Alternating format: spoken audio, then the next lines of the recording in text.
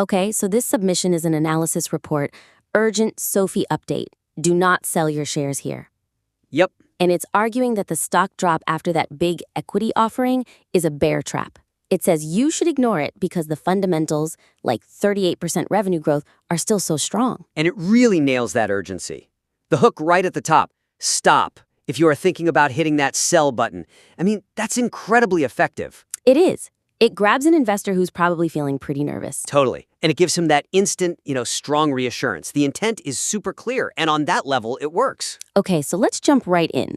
The biggest opportunity I see is tackling that $1.5 billion elephant in the room. The equity offering. Exactly. The report acknowledges it, which is good. You have to. But there's a real chance here to build a much stronger defense against that dilution concern. That's a really crucial point. I mean, when you're writing for people who get capital markets, you can't just rely on the stock price bouncing to dismiss a $1.5 billion event. Right. It's just not enough. It feels like a psychological argument, not a financial one. A sophisticated analysis needs more than the chart bounce, so don't worry about it. Exactly. The report frames it very emotionally, It calls it a dilution scream from the bears. Right. And then it uses that little rally from, $26.48 back to $27.09 as the entire reason to ignore the fear. But doing that, you skip a really necessary analytical step. Which is? Explaining why that huge offering is actually a good strategic move. Or at least why it's, negligible given the company's valuation and growth path. So to really make this analysis report more robust, the critique of the offering needs to go from just calling it a dilution scream to actually providing a specific, quantified counter-analysis. Yes. The problem is, when you only use the technical bounce, you miss this huge opportunity to explain why that dilution is a strategic net positive, or at the very least, why it's totally manageable. I love that framing, shifting from fear to strategy. And the material is already there. It makes a strong case for growth with that 38% YOY revenue number and the path to profitability. Mm-hmm. The real opportunity is to strengthen that hard data section. We need to integrate an analysis that justifies the capital raise in the context of those great metrics. Right. That's what turns an emotional appeal into a really solid, fact-based argument. It changes the whole story from loss, which is what dilution feels like, to investment. Investment acceleration. Yeah, for a growth company, that's the most persuasive argument you can make. Okay, so let's talk about how to actually do that. What are some concrete examples? Well, one pretty straightforward way is to estimate the percentage increase in shares. Okay. You could just ballpark it using recent trading averages, and then you contrast that exact dilution number with the revenue increase needed to absorb it, using that 38% growth figure you already have. I like that. It immediately gives you a tangible sense of the cost versus the benefit. Exactly. Or, if that calculation feels a little too in the weeds for the report's style, you could go another route. Which is? Just provide a simple explanation of how that $1.5 billion is going to accelerate a key metric. Tie the capital directly to future value, show where the money is going to work. So it makes the short-term dilution feel like a necessary investment for the long term. Yes. Focusing on how the capital gets deployed is a game changer. It armors the argument. Because now you're not just relying on a chart pattern, you're relying on the balance sheet. Okay, that's settled. So once you've got that quantified analysis in place, we have to talk about the tone. Mm-hmm. Because the high urgency, fast-paced style is great for the hook, but some of the phrasing around motivation, it needs to be toned down a bit to maintain credibility for the hard data. I see your point, but I'm going to push back on that a little bit. Okay. The title is Urgent Update. This kind of analysis often leans into that high-drama language. It validates the feeling that, the little guy is being played by smart money. Sure. Phrases like, Wall Street wants you to sell so they can scoop up your shares cheap. I mean, that's powerful. It creates engagement. Why soften it? That's a fair point, and that language definitely drives clicks. But think about who you're talking to when you list the hard facts, like the 38% growth and the 2025 profitability target.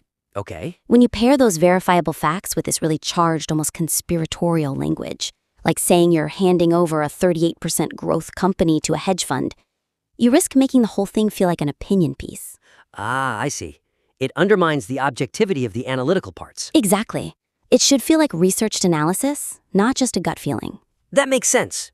If the argument is built on hard data, the tone has to feel just as hard, just as objective, not speculative. So the real opportunity is to ground the urgency in the immediacy of the technical risk and reward, not in what you think other people are planning to do. Let the data do the talking. Let the 38% growth drive the conclusion.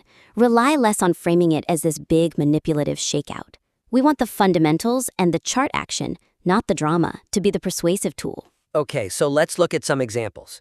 Instead of saying institutional buyers plan to sell it back to you at $40, what's a better way to phrase that? You could rephrase the verdict to focus on the implied return.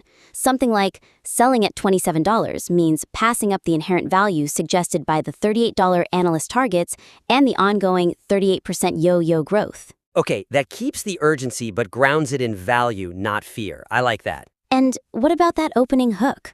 It's so important for grabbing attention. Right, so instead of focusing on who wants you to sell, you shift the focus to the analytical technicals. How so? You could say something like, the analysis shows a classic shakeout that confirms critical technical support at the $27 to $26.50 level. We need to look closely at why this level is holding so firmly.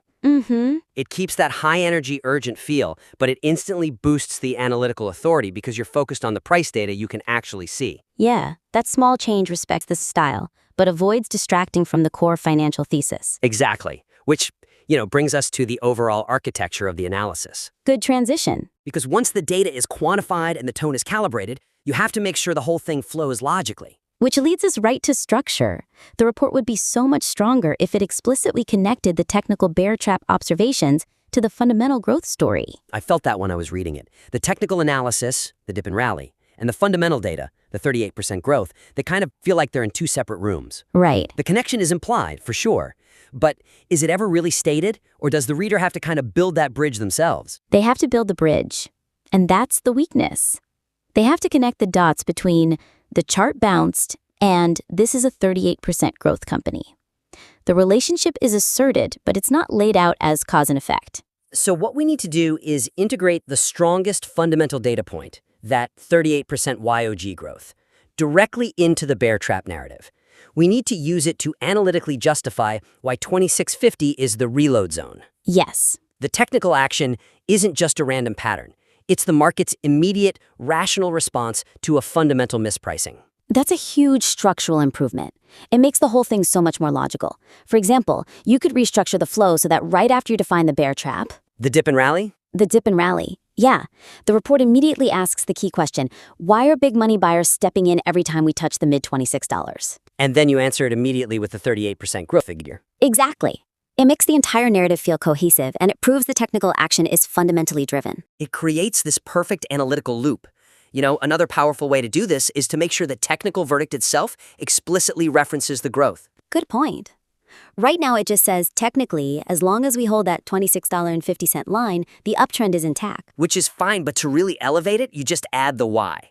So something like, technically, as long as we hold that $26.50 line, the uptrend is intact because institutional buyers recognize that price point fundamentally misprices the company's established 38% growth trajectory. Yes, that one word, because, changes everything. Now the chart pattern isn't just a pattern, it's a direct manifestation of value recognition by sophisticated buyers.